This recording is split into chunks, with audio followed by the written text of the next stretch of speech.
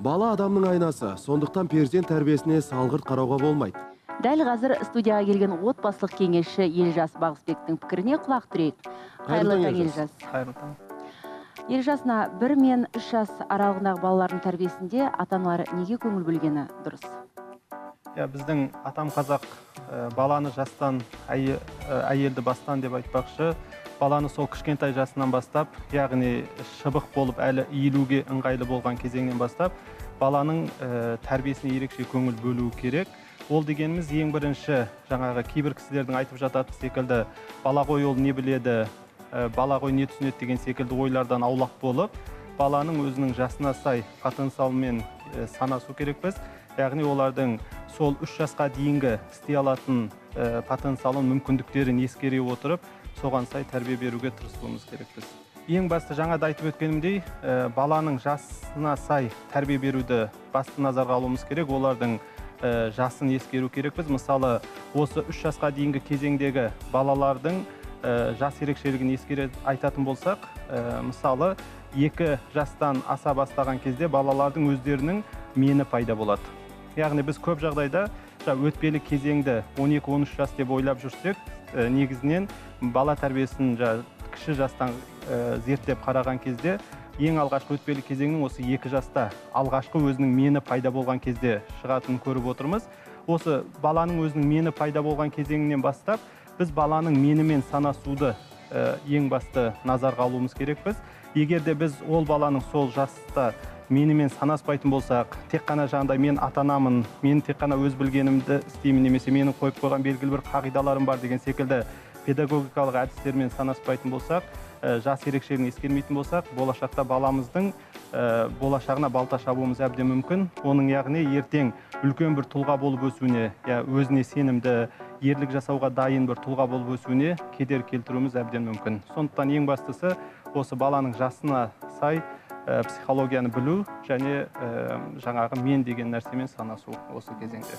Яғни сіз ата-аналардың қателігіне тоқталып жатсыз. Тағы да қандай қателіктер жібереді ата-аналар? Осы 3 жастан кіші балалармен қарым-қатынаста ата-аналардың жиі жіберетін қателіктерін мынандай топтарға бөліп қарастыруға болады. Біріншісі, жаңағы баланы өз деңгейінде қабылдамау, немесе баланың жасын ескермеу. Мысалы айтатын болсақ, біз көп жағдайда үлкендер баламен қарым-қатынас орнатып, балаға бір тыйым салғанда немесе бір нәрсе істеткіміз келген кезде, көбінесе өзіміздің ойымызбен, өзіміздің түсінігімізбен бір ой түйіндеп, соны балаға істетуге тырысып жатамыз. Негізінен біз сол кезеңдерде баланың жаңағы жасын ескеріп, баланың деңгейіне түсе отырып, балаға қоятын талаптарымызды немесе тыйымдарымызды сол баланың жасына сай қоюымыз керекпіз. Екінші, істелінетін қателердің басты бөлігін орынсыз қойылатын сұрақтар деуге болады. Көп жағдайда біз балаларға жаңағы кішкентай кезінен бастап көптеген сұрақтарды жаудырамыз. Егер де бұл сұрақтар орынды қойылып, оның жауабы шынымен де ата-ананы қызықтырып жатса, әрине бұл жақсы болар еді. Бірақ та көп жағдайда ата-аналар өздері қойған сұрақтың жауабын соңына дейін өздері тыңдамайды. Қарапайым мысал беретін болсам, сыртқа қыдырайық па деп сұрауы мүмкін. Егер бала жоқ деп айтса да, бірақ ата-ана өзі шешім қабылдап қойғаннан кейін баланы бәрібір сол қыдыруға алып шығады, мысал деген секілді. Ал үшінші істелінетін қатені былай айтуға болады, көптің алдында тәрбиелеуге тырысу, елдің алдында тәрбиелеуге тырысу. Мысалы, бір жылап жатқан баланы сол топтың алдында жұбатуға тырысу деген секілді. Негізі ондай жағдайларда біздің ұсынысымыз балаға әсер ете алатын тек қана бір-ақ адам болу керек.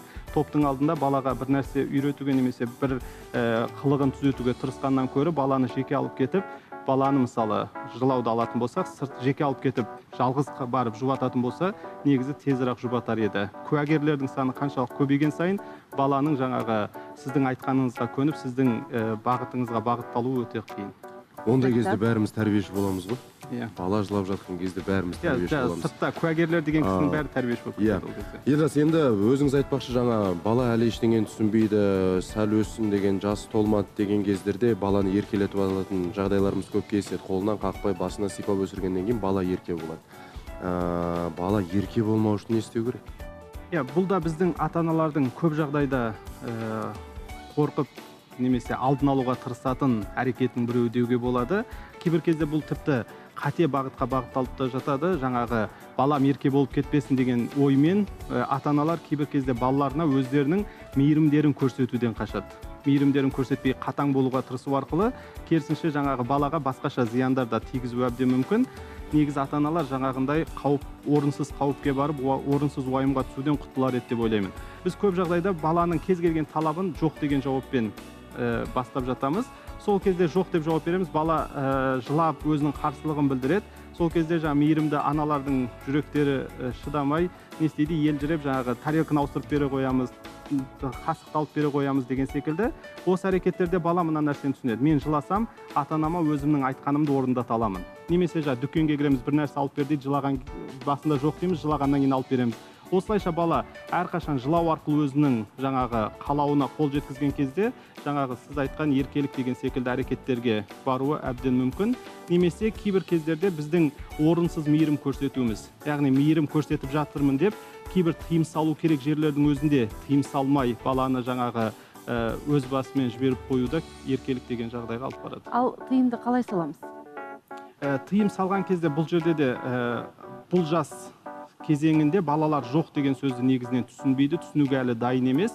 Сондықтан да бұл кезеңде біз балаларға жоқ деген сөздің альтернативін ұсынуымыз керекпіз. Яғни балаға жоқ деп айтқаннан көрі, сол жоқ деген мағынаға келетін басқа нәрселерді ұсыну. Мысалы, мультфильм көрме деудің орнына кел бірге ойнайық деген секілді оған альтернатив ұсыну болуы мүмкін, немесе назарын басқа жаққа аудару. Осы кезде мысалы, ана нәрсені қарашы деген секілді, мысалы, ана гүлді қарашы деп суретті көрсетіп деген секілді баланың басқа жаққа назарын аударатын болсақ, ол кезде жаңағы біз өзіміз қалаған жоқ деген нәрсеге қол жеткізген боламыз.